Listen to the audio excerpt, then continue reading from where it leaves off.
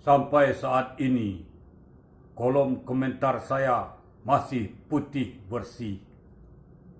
Dan kemudian saya mendengar ada suara tangisan yang sangat jelas sekali.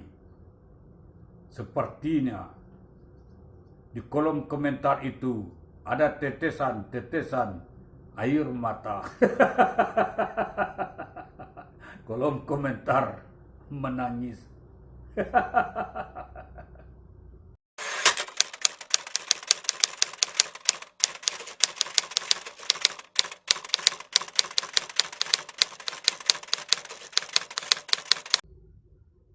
Bismillahirrahmanirrahim. Alhamdulillahirabbil alamin. Assalatu wassalamu ala asrafil iwal mursalin wa ala alihi wa sahbihi ajmain. Allahumma salli wa salim wa barik ala Sayyidina Muhammad wa ala alihi wa sahbihi ajmain. Assalamualaikum warahmatullahi wabarakatuh. Ikhwanul Muslim yang dirahmati Allah Subhanahu wa Ta'ala. Saudara-saudara subscriber yang kami hormati, saya mengucapkan terima kasih atas dukungan Anda yang telah memberi subscribe terhadap channel ini. Mudah-mudahan semua itu merupakan amal ibadah untuk Anda. Amin ya rabbal alamin.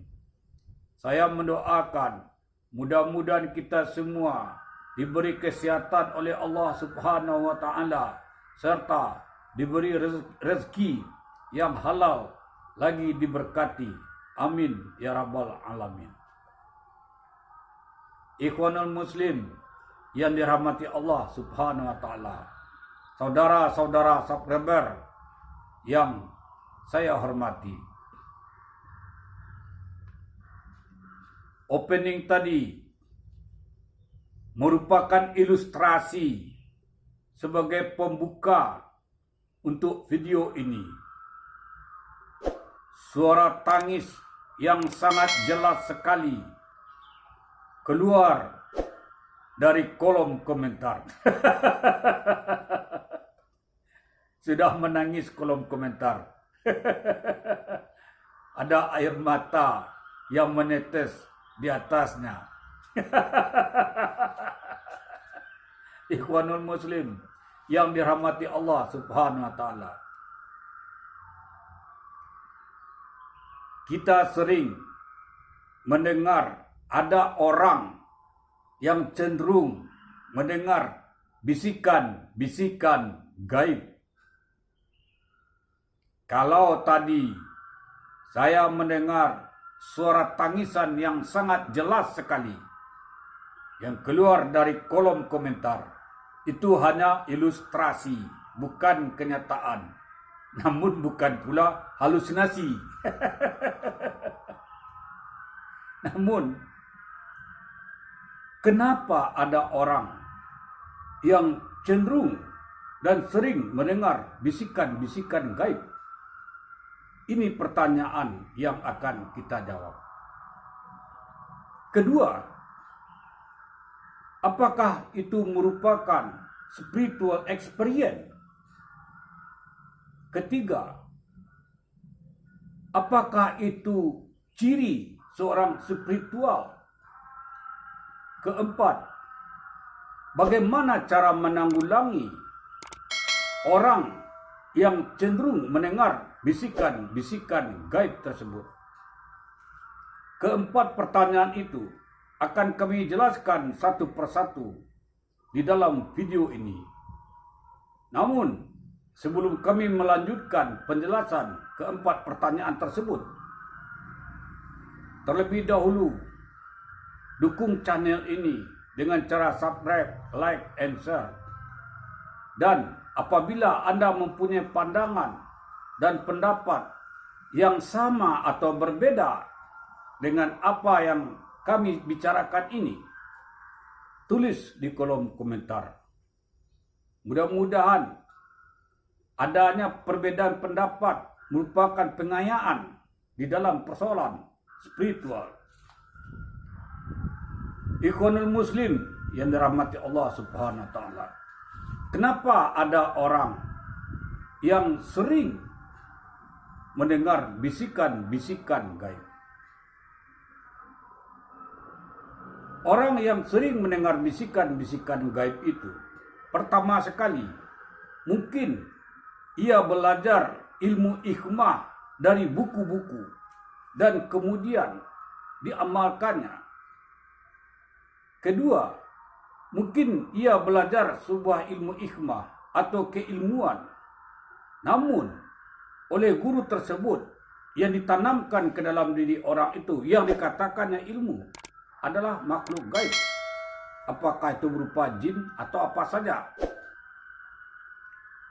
Jadi ketika ia belajar tanpa tuntunan guru, hanya berdasarkan kitab-kitab yang dilakoninya secara terus-menerus, dan di tempat-tempat tertentu, misalnya di sungai, atau di gua-gua, atau di mana saja tempat yang sepi dan angker, ini kecenderungan orang itu sering mendengar bisikan-bisikan gaib.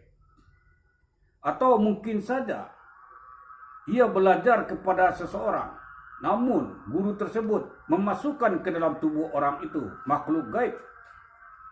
Maka kemungkinan makhluk gaib yang berada di dalam tubuh orang itu berbicara-bicara dengannya. Persoalannya adalah yang bersangkutan tidak bisa mengendalikan dirinya ketika mendengar bisikan-bisikan gaib. Bisikan-bisikan itu bisa saja langsung ke telinganya secara zahir. Ia mendengar sendiri suara bisikan itu. Namun ada juga yang timbul di dalam dirinya, yang timbul di dalam hatinya. Sehingga apa saja yang dikatakan oleh makhluk yang berbicara-bicara itu diturutinya. Karena ketika makhluk itu berbicara, langsung mempengaruhi hati orang itu. Langsung mempengaruhi batin orang itu. Nah, ketika ia tidak bisa membedakan kalimat-kalimat, perkataan-perkataan makhluk gaib tadi itu, apakah itu hak atau batil, dia tidak bisa membedakannya. Sehingga ia terjerumus ke dalam tindakan-tindakan yang seakan-akan perbuatannya itu tidak masuk di akal. Dan ujung-ujungnya nyaris bisa saja makhluk gaib itu atau suara yang didengarkannya itu, bisikan-bisikan didengarkan itu, memerintahkannya untuk membunuh dirinya. Kami telah membicarakan hal ini pada video kami yang lalu seperti ini. Yang kedua, saudara, apakah ini merupakan spiritual experience? Suatu pengalaman spiritual. Kalau disebut itu sebagai spiritual experience, memang benar. Karena sosok yang membisik-bisikkan kepada telinganya, ke dalam dirinya, itu tidak dapat dilihatnya. Tetapi diyakininya bahwa yang membisik-bisikkan itu adalah khodamnya. Dan guru itu mengatakan, saya akan memberikan kamu khodam. Khodam siluman ular kah, siluman harimau kah, apakah. Nah, dia meyakini yang berbicara itu kepadanya adalah khodam. Itu bagi orang yang mendapat keilmuan dari seseorang atau seorang guru. Namun ketika ia belajar sendiri dari buku-buku, bisa juga yang membisikkan itu mengatakan dia adalah khadam. Khadam harimau kah, khadam siluman naga kah, khadam siluman apakah, atau jin, atau bisa saja dia mengatakan atau mengakui adalah khadam leluhurnya sendiri. Dan yang diyakininya adalah sebuah kebenaran. Dan diikutinya lah setiap perkataan-perkataan dari khadam ini. Dan ini juga merupakan spiritual experience. Dan kemudian apakah ini merupakan ciri dari seorang spiritual? Kalau dikatakan ciri atau pertanda seorang spiritual memang benar. Karena tidak semua orang yang mempunyai pengalaman-pengalaman seperti ini. Tidak semua orang yang mendapatkan peristiwa-peristiwa seperti ini. Artinya, kalau seseorang itu tidak mempunyai bakat spiritual, tidak ada tanda-tanda bahwa ia mempunyai bakat spiritual, mungkin tidak akan berhasil. Walaupun dia membaca kitab-kitab ilmu hikmah, lalu kemudian dia tirakat di sungai atau di gua, bila mana tidak ada bakat, tidak juga bisa. Demikian pula, bila mana ia belajar dengan seorang guru, lalu guru tadi memasukkan khadam ke dalam tubuh orang itu, kalau dia tidak mempunyai bakat, tidak juga akan berhasil. Banyak orang yang belajar ilmu hikmah, banyak orang yang belajar keilmuan, ilmu kanuragan, dia tidak berhasil. Ketika dimasukkan khadam ke dalam tubuhnya, tidak berhasil. Tidak ada reaksi gitu, karena orang itu tidak mempunyai bakat. Jadi bakat spiritual itu adalah orang-orang yang mempunyai sensitivitas terhadap persoalan-persoalan atau terhadap hal-hal yang bersifat gaib. Kalau ada orang mempunyai sensitivitas, kepekaan yang tinggi, merespon hal-hal yang bersifat gaib, yang halus, itu menunjukkan dia mempunyai ciri-ciri atau pertanda seorang spiritual. Tinggal lagi bagaimana dia mengolahnya sedemikian rupa dengan bimbingan guru yang benar. Guru yang benar itu maksudnya dia mengarahkan orang itu kepada jalan tauhid, bukan kepada keilmuan. Kalaupun diarahnya ke keilmuan, tidak lain hanya sebagai suatu bentuk pembelaan diri, bukan untuk ditampilkan, didemonstrasikan keilmuan tersebut. Dan yang terakhir, bagaimana cara menanggulangi orang yang sering mendengar bisikan-bisikan gaib itu? Manakala bisikan-bisikan gaib itu, saudara-saudara, sifatnya menjurus kepada tindakan-tindakan yang negatif, menjurus kepada hal-hal yang akan dilihat orang, dia itu gila. Istilah yang manisnya jadab.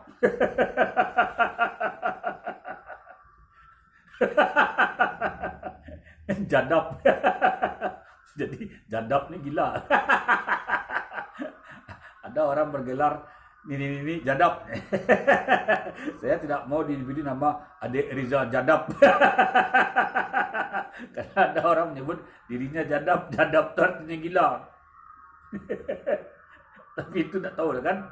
Ada pula yang namanya wali jadab. Tidak demikian. Jadi jadab ini konotasinya tidak ada yang positif.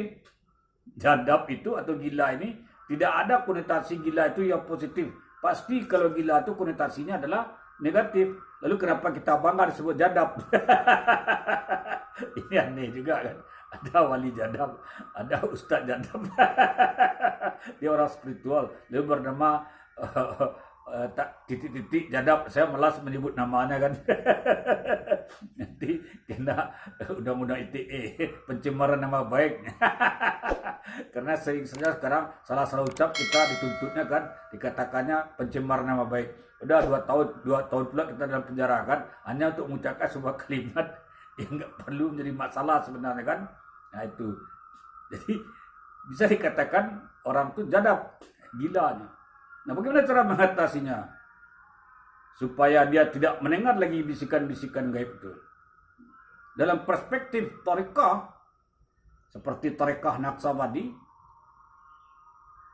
yang kami amalkan, tentu caranya dengan melakukan zikir kalimat tauhid. Namun zikir kalimat tauhid itu tentu ditalkinkan oleh guru yang ahli mentalkinkan zikir kalimat tauhid. Dan zikir kalimat tauhid itu tidak saja mengucapkan kalimat tauhid, tetapi ada aspek kekuatan di dalam zikir kalimat tauhid itu.